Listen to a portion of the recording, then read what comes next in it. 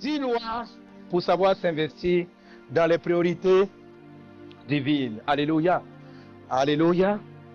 Donne gloire à Jésus. Je disais en commençant ce sujet que c'est un thème majeur, c'est un thème important, comme le thème qu'on a abordé sur la prière. Et ces thèmes-là, ces sujets-là, dans leur ensemble, ils se retrouvent. Quand tu connais l'ordre divin, tu vas même comprendre que la prière est faite aussi en respectant l'ordre divin. Renseignement sur la prière de notre Père. Je dis qu'avant de demander à Dieu ton besoin, si tu veux que Dieu te donne plus facilement ton besoin, si tu veux être plus efficace, commence d'abord par chercher le règne de Dieu, que ton règne vienne. Amen. Que ta volonté soit faite sur la terre. Dans l'enseignement sur l'ordre divin, on a dit ceci. Cherche d'abord ce qui ne sera pas ôté. Et le reste va venir par-dessus tout. Organise ta vie de sorte que ce qui va demeurer soit la première des choses, qui soit ta quête. Et la chose qui va demeurer, c'est ta communion avec Dieu. Si tu ordonnes ta vie, si tu organises ta vie en mettant Dieu en priorité, tu vas te rendre compte que le reste des choses devient facile. Alléluia. Mais Dieu est la priorité. Et après Dieu, il y a certains éléments qui viennent par la suite, jusqu'au moment où dans la prière, tu dis, Seigneur, donne-moi aujourd'hui mon pain quotidien. Jésus dit que lorsque nous prions de la sorte, nous sommes beaucoup plus facilement et mieux exaucés. Quelqu'un est-il avec moi? Quelqu'un est-il avec moi? Donnez un bon amen à Jésus. Alléluia. Mes amis, l'ordre est extrêmement important et l'ordre agit dans tout. Dans la prière. Par exemple, tout à l'heure, on était en train de chanter. Et on dit, Seigneur, tu règnes sur toutes choses. Tu règnes sur toutes choses. Ce n'est pas parce qu'on le dit à Dieu qu'il est en train de régner que Dieu prend son pouvoir. Non. C'est pour que nous, dans notre esprit, nous soyons connectés. Car je vous ai expliqué que la prière, c'est une connexion entre le ciel et toi. Mais le ciel est vaste. Tu peux toucher au ciel, Dieu, le grand Dieu, tu peux le toucher dans différents aspects de sa personne. Amen. Amen. Quelqu'un dit, je vais rencontrer le chef de l'État. Certains vont le rencontrer comme le président de la République, d'autres vont le rencontrer comme leur patron direct, donc ceux qui travaillent à la présidence. D'autres le rencontreront comme le chef des armées, pour les militaires. Donc chacun a une approche particulière du chef de l'État. Et dans toutes ses fonctions, il est aussi père de certaines personnes. Quelqu'un est avec moi? Amen. Et certains vont s'approcher parce qu'ils vont parler à leur papa. C'est la même personne qui règne sur différents domaines. Et la façon dont on s'approche détermine. Et tout cela, c'est de l'organisation de l'esprit. C'est que dans ton esprit, les choses doivent être à leur place. Alléluia. Alléluia.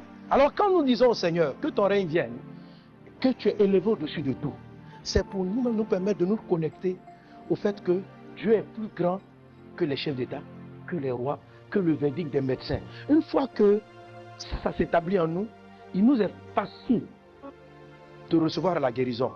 Tant qu'on n'a pas cette connexion que Dieu est au-dessus de la médecine et des décrets des médecins, on peut souhaiter être guéri d'un cancer. Dieu aussi souhaite, mais il n'y a pas la connexion pour qu'il envoie la santé au travers le canal de la prière jusqu'à nous. Pour que quelqu'un soit guéri d'un mal incurable, il faut que dans son cœur, il élève Dieu au-dessus de la médecine, au-dessus des décrets humains. Donc, quand quelqu'un commence à chanter comme ça, tu règnes, c'est toi qui règnes, c'est toi qui règnes. Il est en train de dire, tu es plus grand que ce que les hommes ont dit. C'est toi qui règnes. Et ils disent avec leur expérience, ils disent avec ce qu'ils savent, mais la loi c'est toi qui l'as créée, c'est toi qui règnes, tu es élevé, tu es élevé. Une fois que ça s'établit en toi, tu dis maintenant papa, guéris-moi. Qu'est-ce que tu as fait? Tu as ordonné les demandes. Tu as priorisé le règne de Dieu avant de lui présenter ton besoin. Et le fait que tu l'aies élevé permet plus facilement à la maladie ou au problème que tu as de partir. Dis avec moi l'ordre divin. Savoir s'investir dans les priorités divines, c'est avoir une vie ordonnée selon Dieu. C'est ce dont nous parlons. Je suis en train de parler de l'élargissement. Il faut savoir que ton Dieu ne va pas te donner, et ne peut pas te donner au-delà de ce que tu peux recevoir. Quelqu'un est avec moi? Alléluia. Il te donne selon la largeur de ta paume. Sans quoi, le reste sera du gaspillage. ce sera les choses perdues. Dans la parole de Dieu, on a Dieu qui, par le prophète Élisée, dit à cette femme qui était dans la pauvreté, dans la misère, dont les enfants s'apprêtaient à être vendus en esclavage. Nous sommes dans le livre de 2 Rois, chapitre 4, à partir du verset 1. Voilà le prophète Élisée lui dit, qu'est-ce que tu as sur toi à la maison? Elle dit, j'ai un vase d'huile. Il lui dit encore, va chercher des vases en grande quantité, n'en prends pas en petite quantité. Cette femme est partie en chercher et elle les a amenés. Il a dit, renverse maintenant l'huile dans les vases. La Bible dit ceci, au dernier vase, quand le dernier vase a été rempli, et la dame a demandé à son fils, amène-moi une vase. Quand l'enfant a dit c'est fini, lui il a arrêté de se multiplier. Lui il a arrêté. Donc on comprend que Dieu a donné en fonction des capacités de la dame à recevoir. Lui n'a pas continué au-delà des vases que la dame avait mis à disposition. Quelqu'un est-il avec moi? Est-ce qu'on est ensemble? Est-ce qu'on est ensemble? Tu es en train de dire, Seigneur, je veux que tu me conduises à gérer des millions, à gérer des milliards, à gérer des ceci. Dieu ne te donnera pas au-delà de ce que tu peux contenir. Si tu as une mentalité qui ne peut que gérer 100 000 francs, pour Dieu c'est du gaspillage de te donner 200 000 francs. Donc tu peux avoir besoin de 200 000 francs, mais parce que tu n'as pas la capacité de recevoir 200 000 francs, tu ne sais pas gérer 200 000 francs, il peut y avoir un blocage dans ta vie. Tu attends que tu augmentes tes vases afin de donner les 100 000 francs supplémentaires. Tant que tu vas rester avec un nombre de vases insuffisant, tant aussi tu resteras avec une grâce insuffisante. Si quelqu'un me suit, donnez-moi amen à Jésus. Alléluia. Ce que je suis en train de te dire, c'est que la bénédiction et les faveurs de Dieu dépendent en grande partie de toi. Parce que Dieu a déjà décidé de nous bénir. Le message que je suis en train de vous donner est un message que vous devez, que tu dois appliquer. Avoir plus de base, c'est redimensionner sa tête, sa mentalité. Plusieurs ont entendu la voix de Dieu qui a dit, je veux que tu vas s'aimer 1 milliard. Tu vas s'aimer 10 millions. C'est la volonté de Dieu. Mais il faut que tu lui présentes les vases. Alléluia. La même chose, Jésus nous le dit. Il dit ceci, on ne met pas du vin nouveau dans de vieilles outres. Si tu mets le vin nouveau dans une calebasse, dans un récipient qui est vieux, quand le vin va fermenter, le vase se casser. Donc quand tu as du vin, tu as du nouveau vin, tu utilises un nouveau vase. Qu'est-ce que ça signifie? Que tu dois laisser passer l'ancien vase. C'est quoi que plante le vase? C'est la mentalité des personnes. Dieu ne peut pas t'envoyer une grâce nouvelle si tu continues de raisonner comme tu raisonnais hier. Alléluia. Si tu continues de penser comme tu pensais hier, si tu continues d'analyser les choses comme tu les analysais hier, tu ne recevras que ce que tu étais capable de recevoir hier. Dieu veut te faire entrer dans une nouvelle dimension de ta vie. Et il faut que tu comprennes qu'il y a des choses qui doivent disparaître de ta vie et de nouvelles choses qui doivent prendre place afin qu'il ait la possibilité de te donner de nouvelles choses, de nouveaux moyens, de nouvelles capacités, de te faire évoluer dans une nouvelle dimension. Qu'il en soit ainsi dans ta vie, dans le nom de Jésus. Les anciens vases doivent disparaître.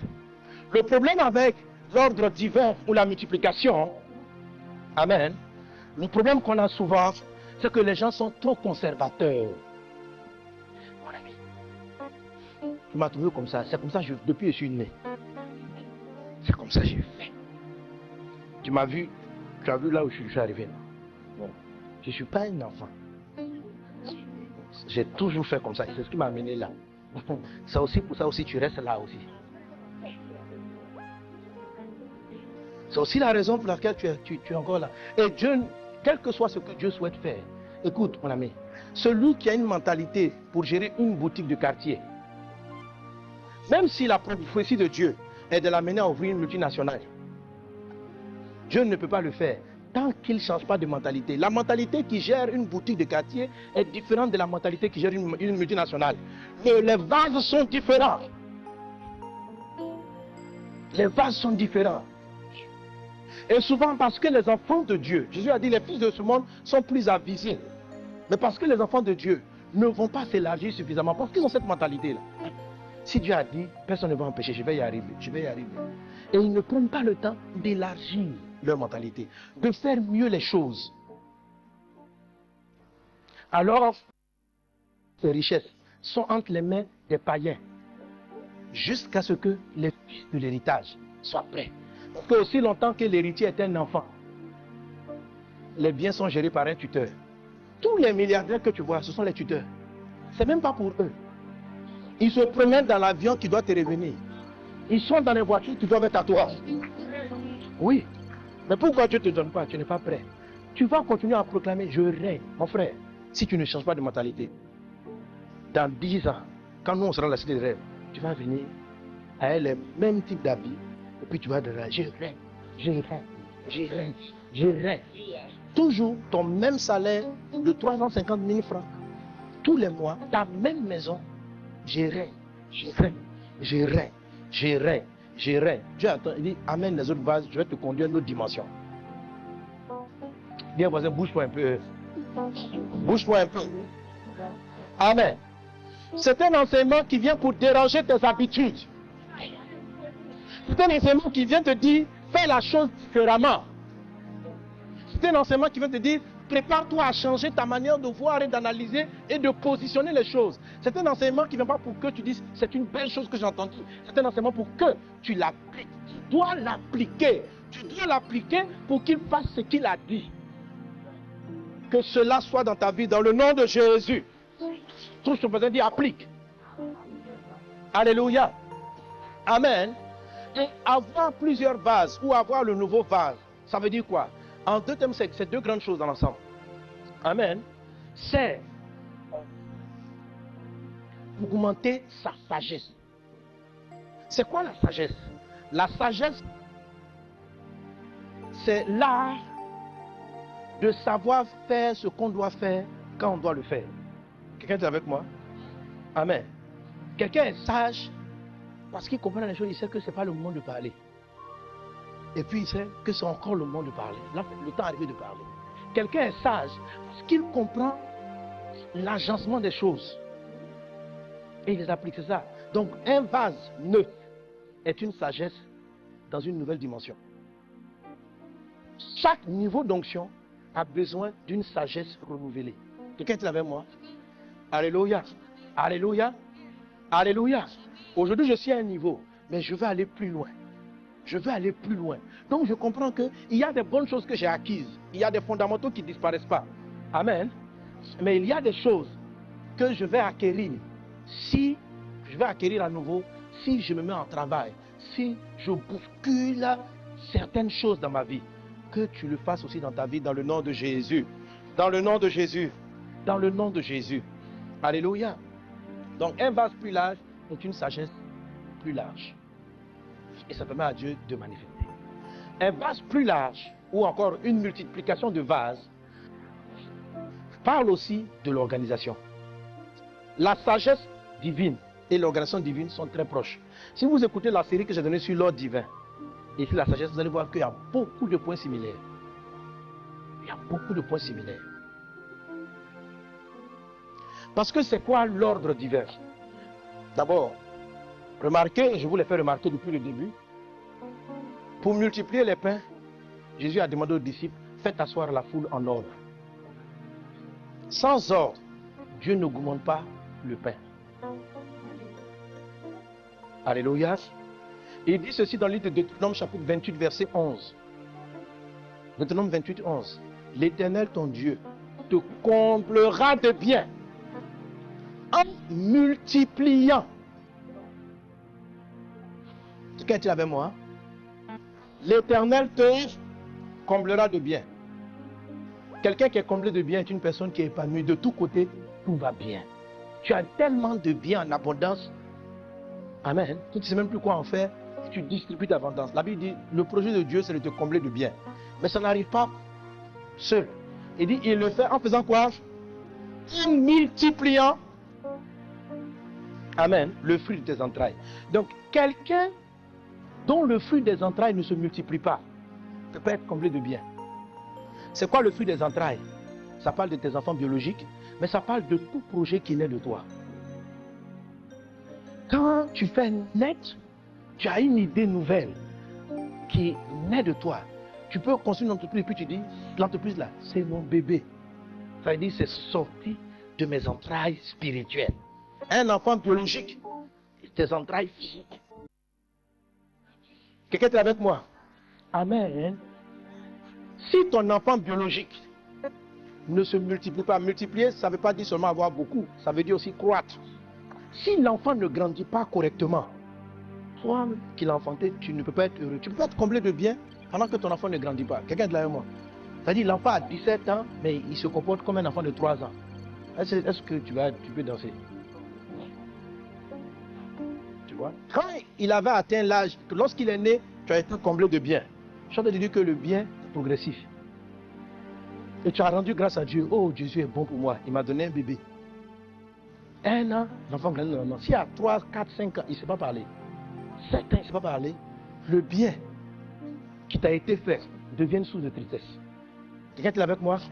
Donc, un enfant, le fruit des entrailles, pour que toi tu sois heureux, il faut qu'il se multiplie, il faut qu'il progresse. La joie est rattachée au progrès. Quelqu'un est là avec moi? Les choses doivent évoluer. Elle ne peut pas rester statique. Quand une chose est statique, la joie s'arrête, le bonheur, le bien s'arrête à ce niveau. Il dit, je vais te bénir, je vais te combler de biens en multipliant le fruit de ton troupeau. Ton troupeau, c'est toutes les personnes, tous les systèmes sur lesquels tu es établi. Si tu es chef de classe, tu as 3 personnes dans ton quartier, même que tu gères, c'est un troupeau. Bon, il ne faut pas leur dire ça comme ça. Si tu vas en classe, en train de classe, tu dis à tes camarades de classe, vous, mon troupeau. Un va te frapper dans la classe. Tu es dit quoi, voilà? Mais c'est une manière de parler, parce que dans le livre Actes des Apôtres, Jésus dit, pardon, Paul dit aux anciens, il dit, veillez sur vous-même et sur le troupeau sur lequel Dieu vous a établi comme anciens. Des gens qui ne sont pas forcément tes enfants, mais qui quelque part dépendent de toi. Leur bonheur te comble de bien. Leur malheur t'attriste. Donc Dieu doit aussi les multiplier. L'Éternel te comblera de bien en multipliant le fruit de tes entrailles, le fruit de ton troupeau, le fruit de ton sol. Le sol, c'est les entreprises. Ça peut être des entreprises entrailles qui sont nées de toi, ou ça peut être des entreprises qui t'ont été confiées. Mais le fruit de ton sol, c'est l'entreprise. Tout doit croître. C'est ainsi que tu es comblé de bien. En multipliant, pour multiplier, il faut de l'ordre. Jésus n'a pas multiplié les pains sans qu'il y ait de l'ordre. Est-ce qu'on est ensemble? Amen. C'est Dieu qui multiplie. C'est Dieu qui augmente les grâces. C'est Dieu qui augmente les faveurs. C'est Dieu qui augmente les entrées. Mais ce qui te demande, mets de l'ordre. Arrange ta vie. Chaque saison de nouvelle croissance. Et ce qu'on a appris, on a appris la loi du tohu-bohu au sabbat. On a dit que la vie c'est un ensemble de cycles. À chaque période, revois comment Dieu veut que tu t'organises pour que cette saison-là soit maximisée. Qu'il en soit ainsi dans ta vie, dans le nom de Jésus. Amen. L'ordre divin, dis avec moi l'ordre divin. Dis avec moi, Seigneur, mets de l'ordre dans ma vie. Que tout ce qui est désordre soit ôté de moi et que ton ordre soit dans ma vie. Amen. Amen. Il y a beaucoup de formes d'ordre. L'ordre divin peut se définir dans ces termes. Savoir faire les bonnes choses. Ou bien l'ordre divin, c'est faire les bonnes choses au bon moment. L'ordre divin, c'est bien parler au bon moment. Le désordre, c'est bien parler au mauvais moment. Amen. Si les gens sont en deuil, et toi tu viens là-bas, la Bible dit soyez toujours joyeux. Mais tu arrives là-bas, tu vois, pour Dieu et pour l'humanité même, tu es joyeux, tu fais la fête au mauvais moment. Tu ne perds ton papa, un match, Et c'est maintenant que tu fais ton anniversaire. Ça peut être perçu.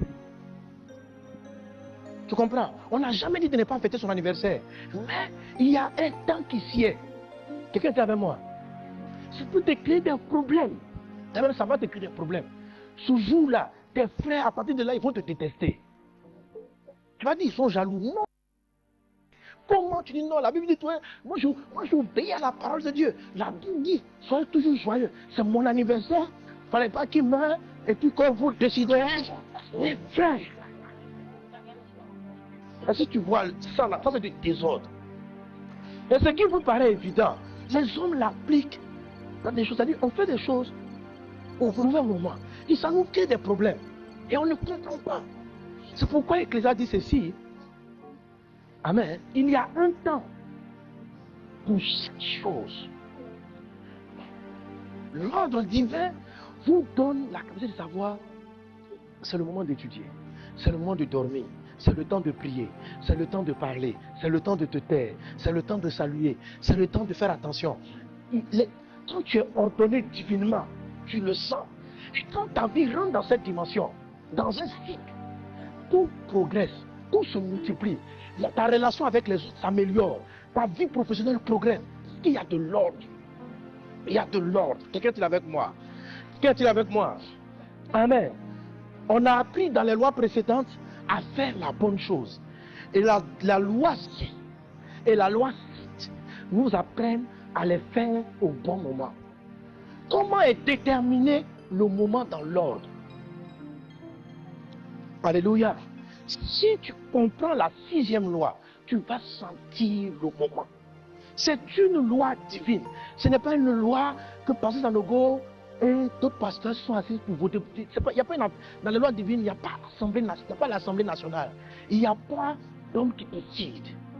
Les gens ne peuvent pas voter que la loi de l'apaisanteur va continuer ou va s'arrêter. Si la Côte d'Ivoire n'est pas contente, pourquoi quand les gens tombent, ils meurent et ils décident on lève les mains, qui veut faire contre? Si tu vas sauter de l'hôtel d'Ivoire, tu vas mourir. Tu vois, ça s'appelle une loi qui s'appelle l'apaisanteur. Les lois divines sont immuables. Elles ne sont pas soumises au vote et aux agréments des hommes. Elles sont honorées par Dieu même et par tous les êtres spirituels. Vous me suivez? Celui qui désordonne une loi, quelle que soit sa vie de prière, il va prendre des coups. Il va croire que c'est le diable. Si quelqu'un saute de l'immeuble, si ce n'est pas trop, son pied peut se casser. Est-ce que c'est un démon qui a cassé son pied? Dites-moi. Donc il y a des attaques qui ne sont pas des attaques, mais qui sont tout simplement le fait d'avoir désobéi et déshonoré une loi. Quand ta famille t'en veut parce que tu as fait la fête d'anniversaire, pendant qu'on était en train d'enterrer, non, qu'on est vieux, s'il t'en veut pour ça, est-ce que tu vas dire que c'est de la sorcellerie contre toi? C'est pas la sorcellerie. C'est ton attitude qui est déplacée. Ce qui est vrai dans le naturel, est vrai dans le monde spirituel. Il y a des attitudes, des bonnes attitudes déplacées, qui n'ont pas lieu d'être à un moment donné. Et qui nous entraînent des séries de problèmes. Parce que nous méprisons ces simples lois. Et les lois divines sont là devant nos yeux. La loi de la maturation, comme je vous l'ai expliqué, c'est la 6e. Il y en a ceux qui n'ont pas suivi le message, donnez les autres. Ne vous contentez pas seulement de la 6e. Amen. Alléluia. Je profite pour dire, dans les lois que j'ai citées, la première des choses de l'ordre divin, c'est de donner ta vie à Jésus. Si tu n'es pas converti, tu ne peux pas rentrer dans la sagesse divine et tu ne peux pas accéder à l'ordre divin. Tu ne peux pas continuer d'être un païen.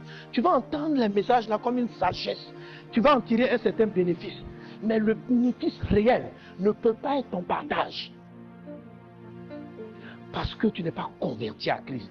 Donne ta vie à Jésus. Renonce à toi-même. Renonce aux œuvres mortes. Renonce au péché. Renonce à l'impudicité. Renonce au mensonge. Ces œuvres-là sont déjà du désordre. C'est du désordre. C'est du désordre. Vis la sainteté. Arrête de coucher avec ta fiancée. Arrête ça. C'est du désordre. C'est avoir des rapports avant le temps. Ça va vous créer des problèmes dans le foyer. Après, vous allez vous dire, c'est venu régler nos coups. Toi-même, tu viens d'amener dans ta vie un problème. Pourquoi Dieu a dit? L'homme quittera son père et sa mère, c'est un ordre. S'attachera à sa femme. Les deux vont devenir une seule chair. Devenir une seule chair, c'est avoir des rapports. Le mot devenir une seule chair dans la Bible, ça veut dire avoir des rapports sexuels. Il dit, avant de devenir une seule chair, il faut quitter ton père et ta mère. C'est celle que tu vas épouser. C'est-à-dire que vous devenez d'abord des amis. Vous apprenez à vous connaître. Vous vous respectez. Ça crée l'attachement. L'homme quittera. C'est-à-dire dans ta tête, pour le mari, tu dois, si tu veux que ton mariage réussisse, tu dois respecter l'homme. Tu dois quitter tes parents. On n'a pas dit de ne plus leur parler. Mais tu peux être là encore sous la dépendance de ta maman. Tes parents vont décider, tu vas vivre. C'est du désordre. Ta vie sera paralysée. Professionnellement, tu seras bloqué. C'est du désordre. Tu ne vas pas te faire avancer. Change. Tu es bloqué.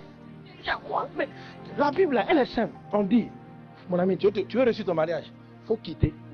Il faut t'attacher. Et puis devenir séché. Tu vois la route, non? Quitter. Tu veux t'attacher sans quitter. La fille aussi, elle est d'accord. Coucher ensemble. Le monsieur n'a pas quitté. Tu vas comprendre. Tu vas sentir.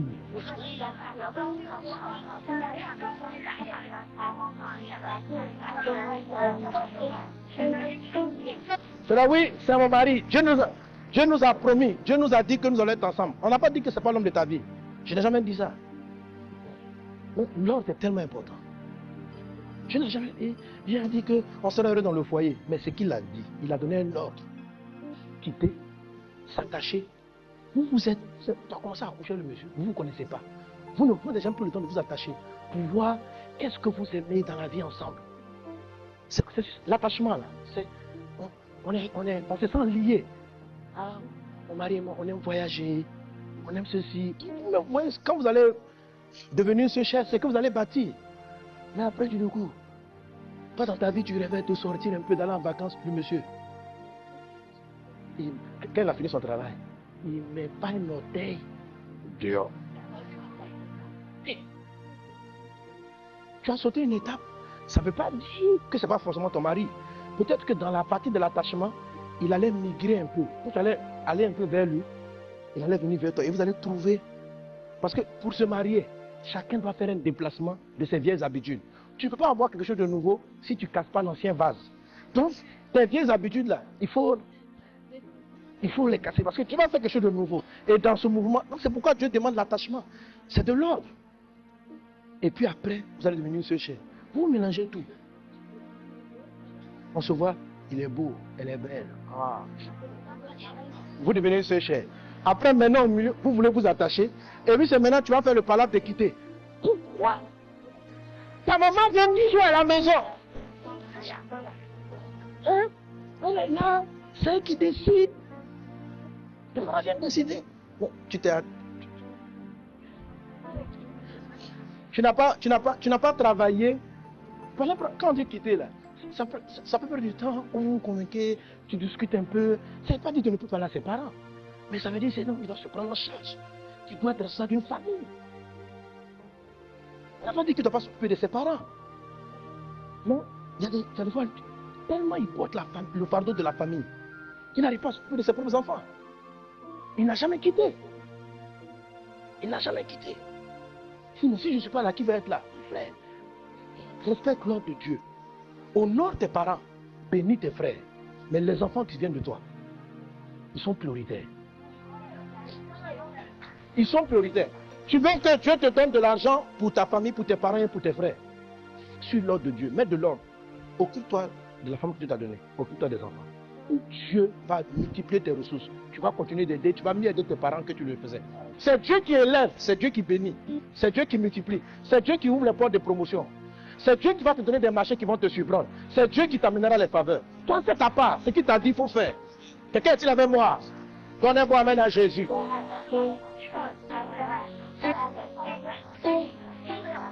Amen. Amen.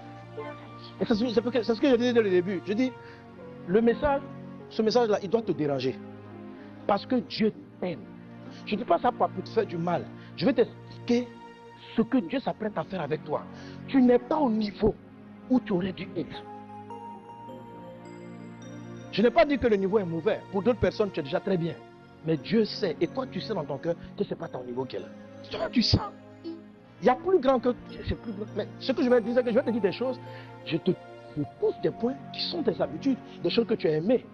Des choses dans lesquelles tu te sens à l'aise. Changer de vase pour passer à un nouveau vase, pendant que l'ancien vase, la base, ça, passer à un autre niveau, ce n'est pas du tout évident. Parce qu'on perd nos repères. On a fonctionné comme ça. Donc, c'est un sacrifice. C'est pourquoi on dit, si tu ne meurs pas, tu ne peux pas vivre.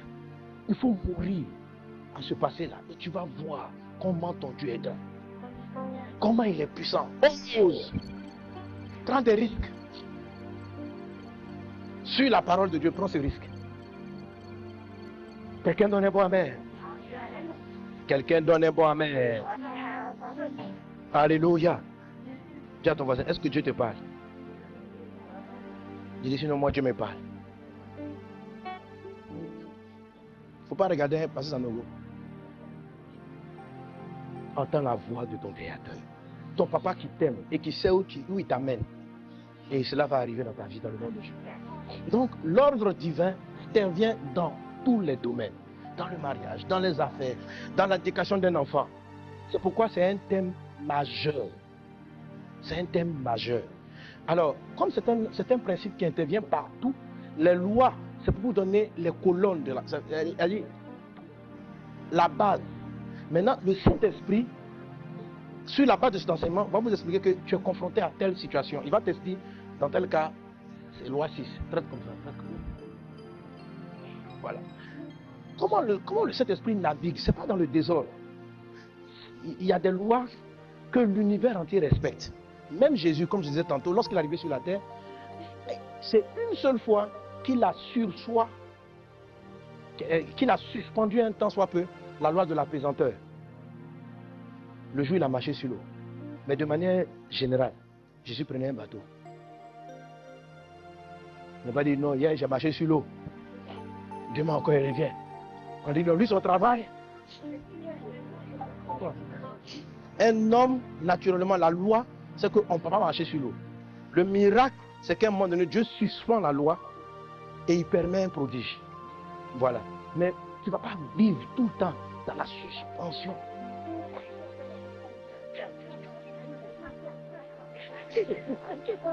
Allez, pour toi là, il n'y a plus de bateau, il n'a plus besoin d'avion.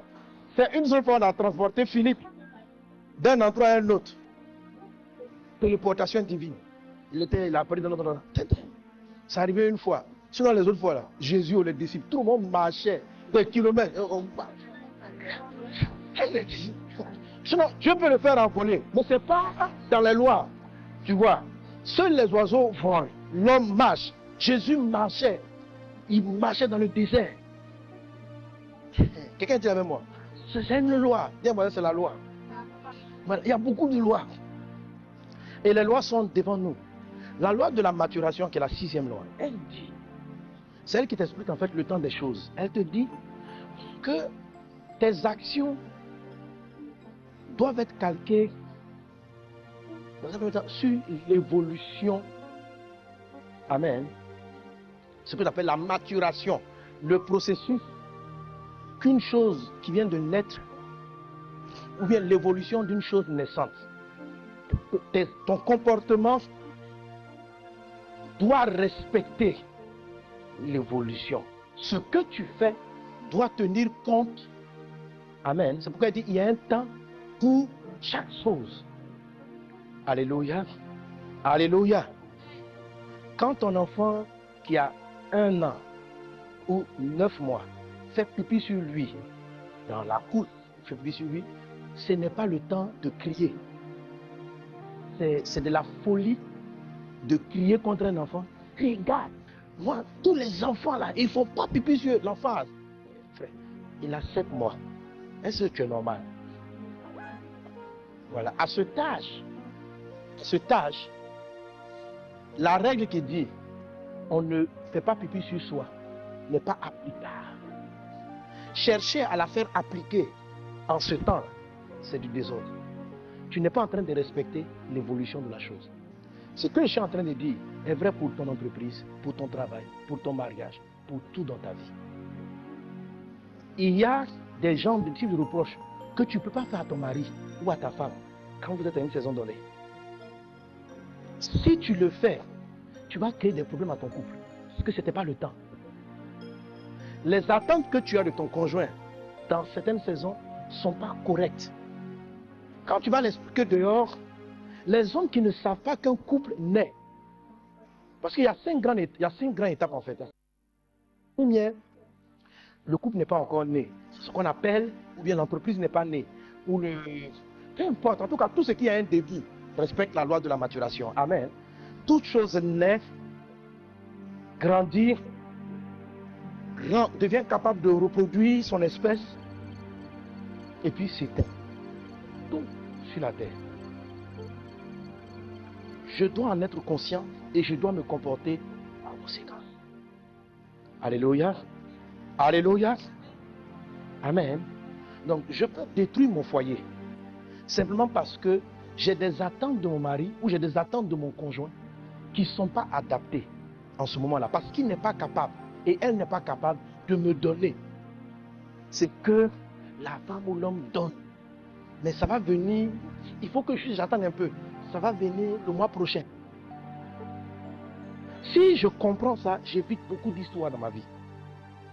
Ça ne veut pas dire qu'il n'y aura pas de dispute. Ça veut dire qu'il y a un ensemble de combats qui peuvent être évités. Et la vie peut être plus épanouie, tout simplement parce que je sais respecter la loi de la maturation. Qu'il en soit ainsi dans ta vie, respecte-la au nom de Jésus. Et dans le principe de la loi de la maturation, ce sur quoi je vous ai laissé le dernier dimanche, amen, je finis aujourd'hui, alléluia. Là, j'ai parlé vraiment pour nous replonger dans le bain, moi-même aussi me remettre un peu dans l'esprit du message, amen. C'est que avant de naître, tout ce qui naît, avant que mon entreprise naisse, avant que mon foyer commence, avant que mon entreprise commence, je ne sais pas, avant tout commencement, il y a un pré-commencement. Il y a quelque chose qui précède le commencement.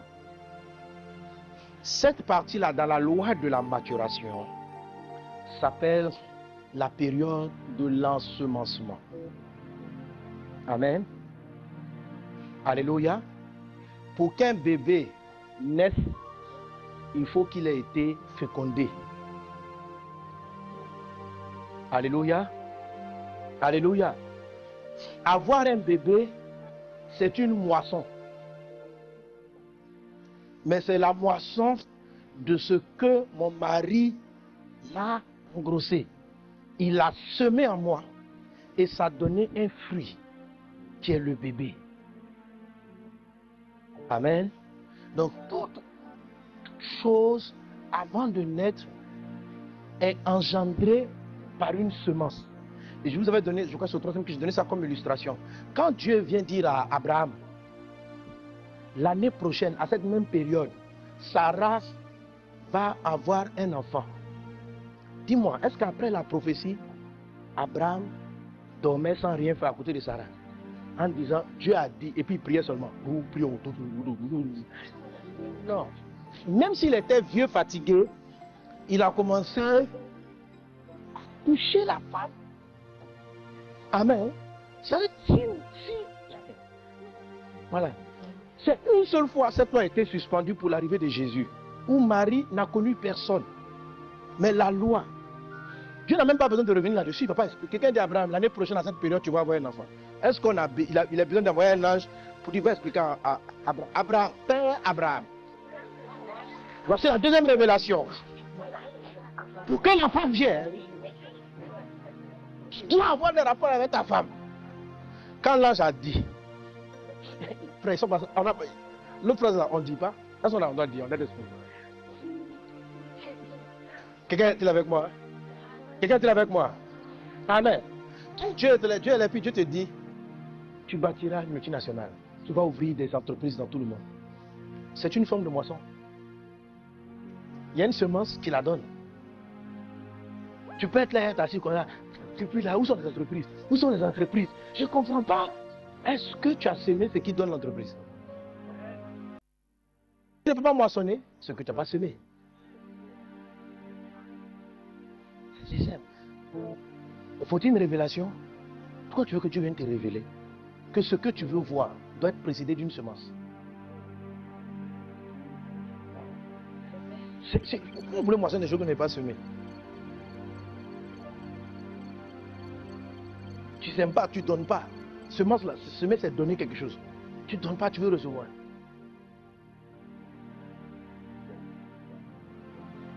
L'ordre divin veut dire que tout ce que tu dois moissonner un jour dans la vie doit être semé. La semence ne ressemble pas à la moisson. Elle est toute petite, la moisson est abondante. Mais l'abondance vient du petit. D'une petite chose que tu vas faire. Est-ce qu'on est ensemble? Donne un bon amen. Amen. Et je vous l'ai dit, et je redis encore, je suis venu là-dessus parce que laissez-moi m'a conduit à revenir sur le point. La semence principale dans la vie d'un homme, en toute chose, c'est la parole. La parole. Dis avec moi la parole. 1 Pierre, chapitre 1, verset 23. Puisque vous avez été... On peut avoir le texte à l'écran. 1 Pierre 1, 23. Puisque... Lisons-le ensemble. Puisque vous avez été... Non par une semence, mais par une semence, par la parole vivante et permanente de Dieu. Donc la parole de Dieu. Pour nous qui voulons voir naître des grandes œuvres de Dieu, nous devons semer en nous la parole vivante de Dieu. La parole de Dieu n'est pas la seule qui produit des fruits. Les paroles du diable aussi donnent leurs fruits. Des paroles de nos voisins donnent leurs fruits. Dieu veut que, alléluia, tu baptises. Il te donne une idée. Pendant qu'on est en train de prier, tu commences à voir des métaux, des fers, des barres. Et tu sens dans ton cœur que tu dois commencer un commerce de vente de fer et d'aluminium galvanisé. Il te met une idée et qui vient dans ton esprit. Ça, Dieu est en train de t'ensemencer. Alléluia. C'est une étape. C'est quoi s'organiser? Quand je commence à recevoir cette forte idée, et là, et tout le monde, tu vas commencer à faire une vente de sandwich. Mais la manière dont tu vas faire le poulet que tu vas mettre là-dedans, là, tu fais ça comme ça. Il te montre une vente d'alocos. Et l'idée était dans ton cœur. Quand tu pries, ça te revient. Tu pries, ça revient. Tu es en train d'envoyer une semence. En ce moment-là, il y a une attitude. Il y a des priorités qui prennent place. Et il y a des choses qui ne doivent pas être faites. Comme, c'est ce que je vous ai dit la dernière fois. Quand la semence est semée, on ne l'expose pas. Devant la période. Tu vas faire tomber et tuer ce que tu as commencé. Si parce que tu as eu l'idée, vente d'alocos séchés.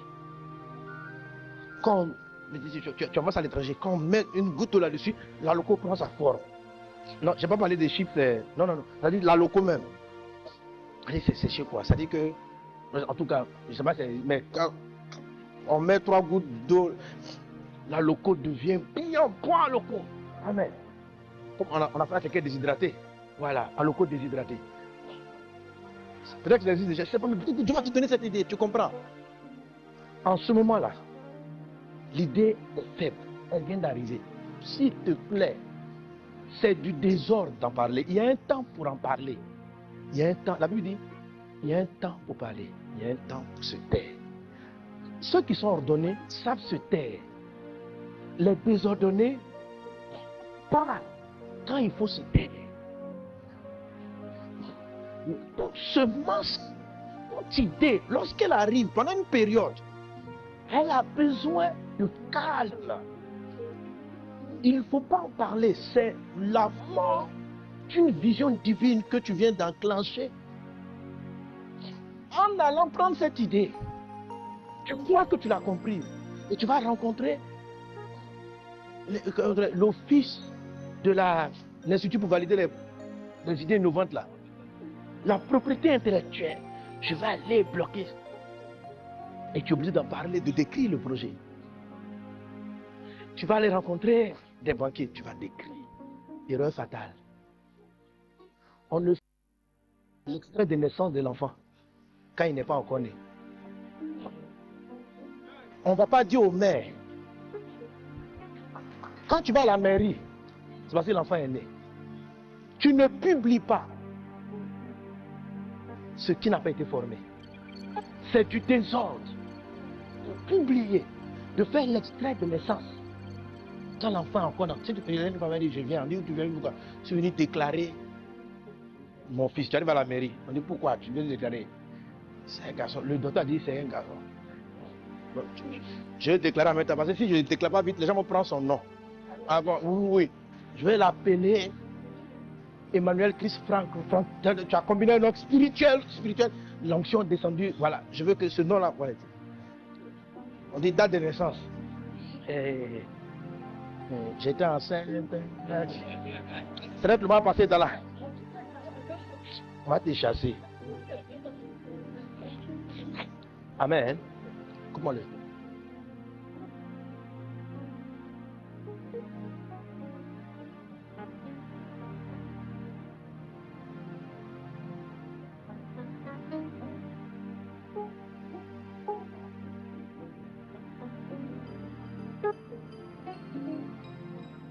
C'est bon, tu peux rallumer? Ok. Est-ce qu'on est ensemble? Est-ce qu'on est ensemble? La période de la semence dure par la longueur varie d'un projet à un autre, d'une idée à une autre. C'est toute la période où la chose est semée et elle reste dans les entrailles jusqu'à ce qu'elle apparaisse. Cette saison-là se traite et elle a ses propres priorités dans la vie. Quand un couple va naître, il y a une façon, quand un couple, vous voulez former un couple, il y a un temps où vous vous taisez. Tu ne coupes pas pour aller donner la nouvelle. À tes parents, le frère tant, il m'a donné rendez-vous au restaurant. Il ne t'a pas dit encore. Mais tu sais que la manière dont il t'a donné rendez-vous, il ne peut pas faire autre chose que te dire, j'ai dit, attends, il y a longtemps que tu priais pour cette relation. Tu vois, c'est ça, on a venu expliquer aux sages, aux mages, que Jésus va naître. Ils ont trop parlé. Que Jésus est né. Ils arrivent, ils disent, où est le roi des Juifs? Ils sont partis rencontrer Hérode. Hérode dit, allez trouver où il est. Je vais venir aussi l'adorer. Les mages voulaient adorer sincèrement. Hérode, il voulait le tuer. Mais il dit adorer. Quand tu vas te présenter à l'oco, déshydraté. Il y a deux groupes de personnes. Il y a les mages qui disent Amen. Et il y a les Hérode qui disent aussi lance le projet. Nous allons te soutenir. Nous sommes des banquiers. Mais qui réfléchissent comment est-ce qu'ils vont te prendre le projet. Et comment ils vont te tuer avant que ça ne naisse. Pourquoi tu es parti parler? Heureusement que ces hommes, Dieu a fait la grâce. Dieu a dit, qui vous a dit de parler à Hérode? Bon, il vous a dit de revenir, non? Oui. Jésus venait de naître. Mais dans le plan, c'était la partie de la semence ou la déclaration de qui il allait être. Mais il n'était même pas assez fort pour se défendre lui-même. On a dit, Dieu a dit, dis à Joseph, fuis avec l'enfant. Pourquoi les anges ne sont pas venus pour tuer tous les Hérodiens qui pouvaient venir poursuivre Jésus? Parce qu'un temps, la semence est trop faible pour se défendre. C'est une loi. Dieu même l'honore. Dieu dit Joseph, quand l'enfant allez-vous-en. Pourquoi les anges ne sont pas venus pour se battre? Pour dire, c'est le roi des rois. Mon ami, Dieu t'a donné cette vision. Mais exposé, Hérode peut la tuer. Beaucoup de visions, de missions ont été tuées par des Hérodes. Des gens qui sont rentrés dans ton projet qui n'auraient pas dû rentrer. Waouh, quelle vision! C'est une idée extraordinaire. Il y a les mages qui viennent accompagner la naissance et il y a aussi Hérode. Tu crois que c'est un collaborateur? Le temps de comprendre, on t'a éjecté de ton projet. Et tu vois quelqu'un qui passe à la télé. Nous venons de fabriquer la loco déshydratée. Et puis tu là, tes larmes. Mais dans la vie, les hommes sont mauvais. Les hommes... Frère. J'ai envie de te gifler. Manque de sagesse. manque de respect de la loi de la maturation. C'est pourquoi toute semence s'enterre. Vous avez remarqué? Quand moissonner le maïs, tu le caches. Seul le planteur sait où est la graine. La semence, on ne la publie pas. On n'expose pas. La nature nous enseigne qu'une semence doit être cachée. Une semence ne doit pas être présentée aux yeux des hommes. L'idée n'est pas claire. Tu es en train de naître. Laisse-la se former en toi. Il y a un temps où elle va apparaître. Mais avant ça, il faut un silence. Il y a un temps pour se taire. Il y a un temps pour parler. Celui qui parle avant le temps est fou. Et il va tuer un projet extraordinaire.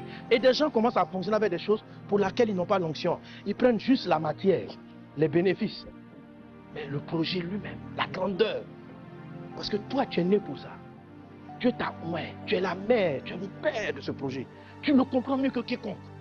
Mais aujourd'hui, toute personne sont en train de manipuler quelque chose que Dieu t'avait donné.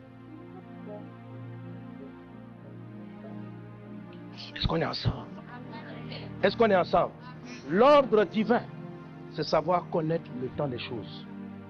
Et je respecte le temps des choses par rapport à la loi de la maturation. Est-ce qu'on est ensemble? Quelqu'un comprend? Amen.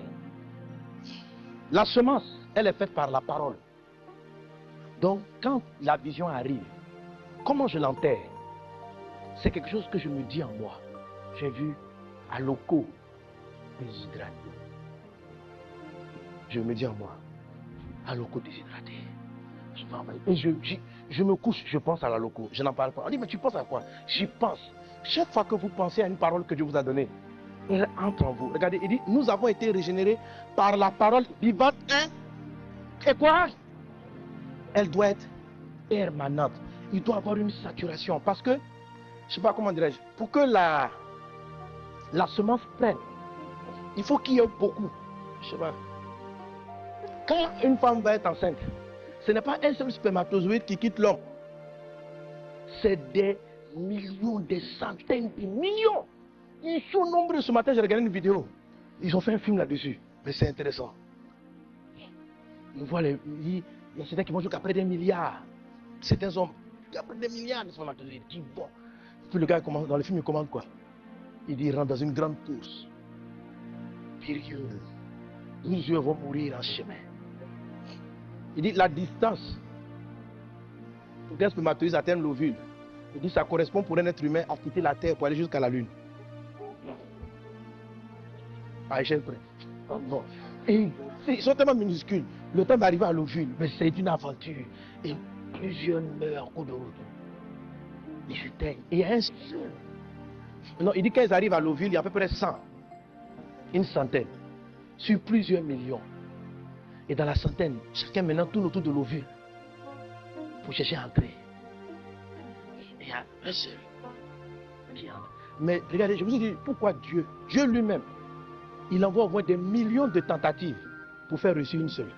Est-ce que vous me suivez?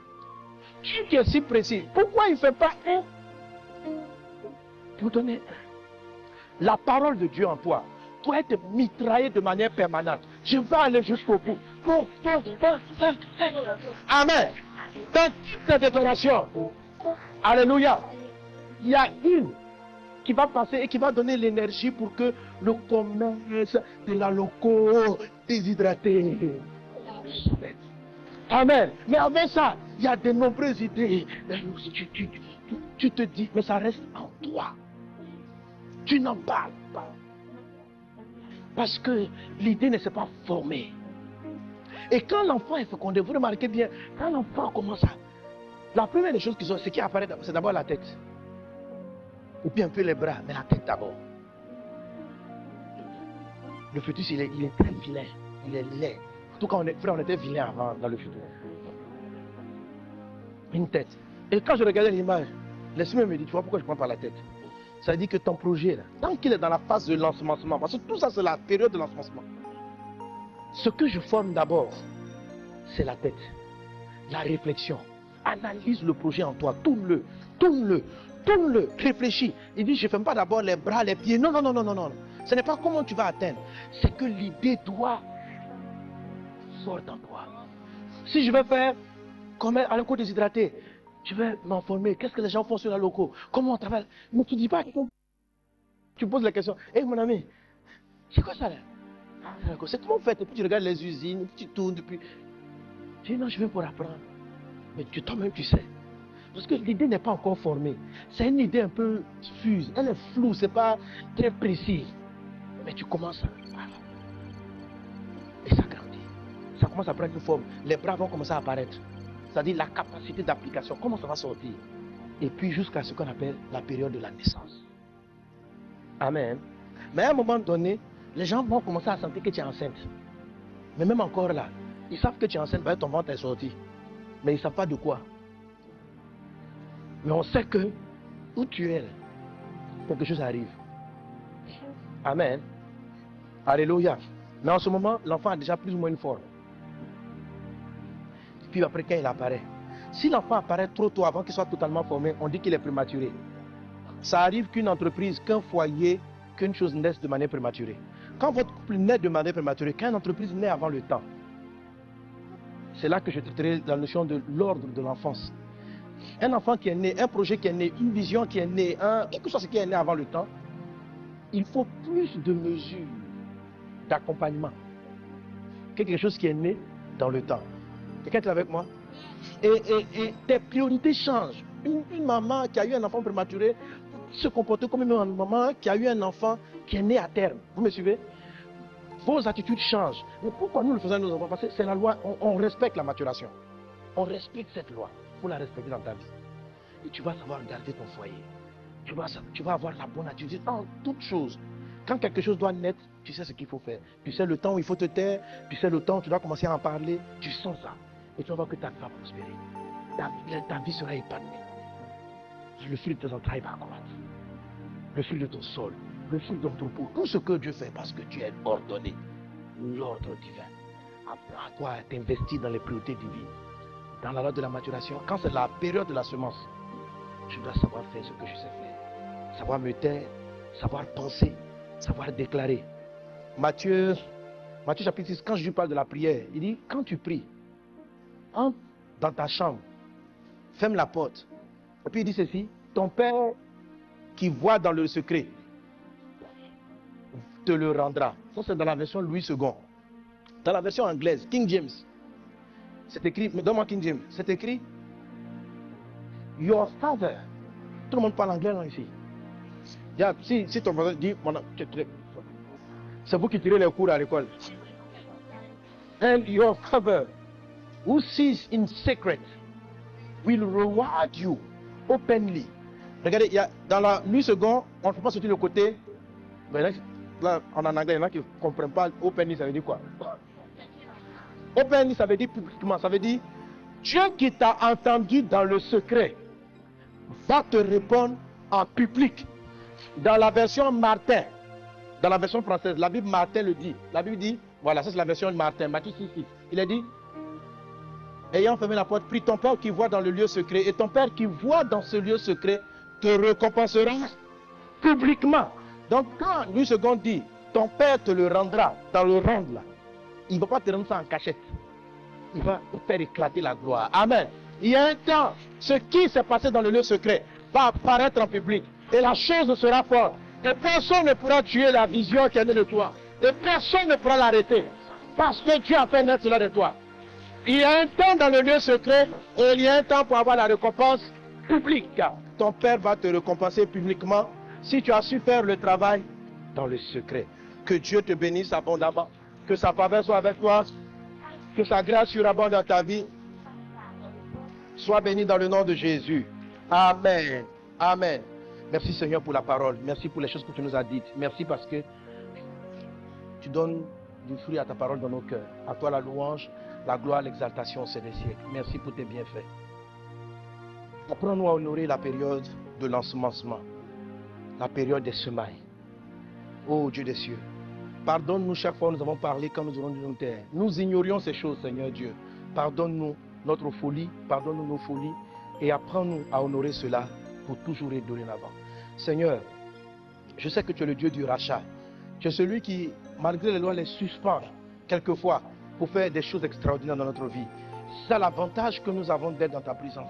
C'est pourquoi je sais dans mon cœur, et je prophétise en ce moment, que toute vision qui a été tuée par des Hérodes, que tout projet qui est mort avant terme, parce que nous n'avons pas su honorer la loi, tu nous pardonnes notre ignorance. Tu nous pardonnes, Seigneur Dieu, notre folie. Tu nous pardonnes, Seigneur Dieu, nos manquements. Mais fais-nous grâce. Et ramène, Seigneur Dieu, ce qui a été perdu. Ramène et rachète par ta grâce divine les choses que nous avons laissées partir, qui étaient pour notre héritage. Qu'il en soit ainsi dans le nom de Jésus. Je le déclare sur ta vie. Je le déclare sur ta vie. Aujourd'hui, le Seigneur rattrape le temps. Que toutes les semences qui ont été perdues soient restaurées et reconstituées dans ta vie. Dieu qui a créé la loi et qui a permis à Jésus de marcher sur les eaux, suspend encore cette loi pour te restaurer.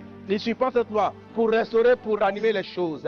Ceux qui fonctionnent avec ce qui était à toi vont les relâcher. Et Dieu va te les donner multipliés par 7. Dans le nom de Jésus, les choses vont venir avec un bonus amplifié dans le nom de Jésus. Si tu avais fait des erreurs dans ton mariage, tu as fait les choses avant le temps. Tu as péché, tu as fait les choses avant le temps. La grâce te pardonne. Le sang efface le péché. Ne recommence plus. Mais Dieu t'offre une nouvelle opportunité. Il restaure ta maison et il te fait aller dans une nouvelle dimension. Dans le nom de Jésus, que toute condamnation te soit pardonnée et effacée à cause du sang de l'agneau et qu'une nouvelle année de grâce, de faveur te soit accordée dans le nom de Jésus. Que les erreurs du passé soient pardonnées et qu'une page nouvelle s'ouvre dans la grâce et dans la faveur de Dieu. Ton Dieu ne te condamne pas, il ouvre une nouvelle porte pour toi. Ton Dieu te dit, voilà ce qui s'est passé mon fils, voilà ce qui s'est passé ma fille. Mais je fais toutes choses nouvelles parce que je t'ai choisi, je t'aime. Je pardonne tes erreurs. Voici le temps maintenant de la manifestation est arrivé. Au nom de Jésus, Amen.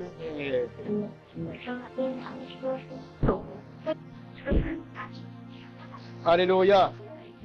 Nous voulons dire merci au Seigneur Jésus pour la parole. Nous croyons que vous avez été bénis par ce message. Si vous voulez faire la paix avec Dieu et devenir un enfant de Dieu, répétez cette prière après moi.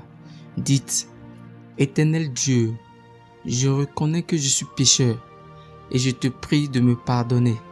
Je crois que Jésus est mort sur la croix pour mes péchés et ressuscité d'entre les morts afin que j'aie la vie en abondance. Je me répands de mes péchés et je me détourne d'eux. Je t'invite dans mon cœur et dans ma vie. Je veux te suivre en tant que mon Seigneur et Sauveur, dès maintenant et pour toujours. Au nom de Jésus, Amen. N'oubliez pas d'aimer et de partager la vidéo autour de vous afin d'aider quelqu'un.